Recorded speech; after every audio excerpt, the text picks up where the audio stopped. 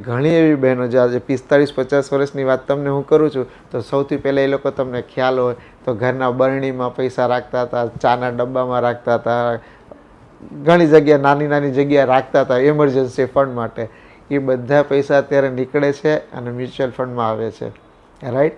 તો તમે પણ હવે જેણે નથી કર્યું એ બધી બહેનોને, માતાઓને અને બધી દીકરીઓને કહું છું કે તમે હવે પૈસા જો કમાવાનું ચાલુ કર્યું હોય, તમારી પાસે અર્નિંગ હોય તો મ્યુચ્યુઅલ ફંડ બેસ્ટ છે. એકદમ ફ્રેન્ડલી છે, એકદમ ટ્રાન્સપેરન્ટ છે અને સારામાં સારું રિટર્ન પણ આપે એમ છે. જ્યારે લિક્વિડિટી પણ વધુ છે, સાતત્ય પણ છે. અને આજે તમે મ્યુચ્યુઅલ ફંડનું નામ લેશો અને કોઈને પણ કહેશો કે મેં મ્યુચ્યુઅલ ફંડમાં ઇન્વેસ્ટમેન્ટ કરેલું હશે, તો કોઈ પણ એવો વ્યક્તિ તમને નહીં કહે કે તમે ક્યાં ફસાઈ ગયા, તમે કઈ ખોટી જગ્યા નાખ્યા.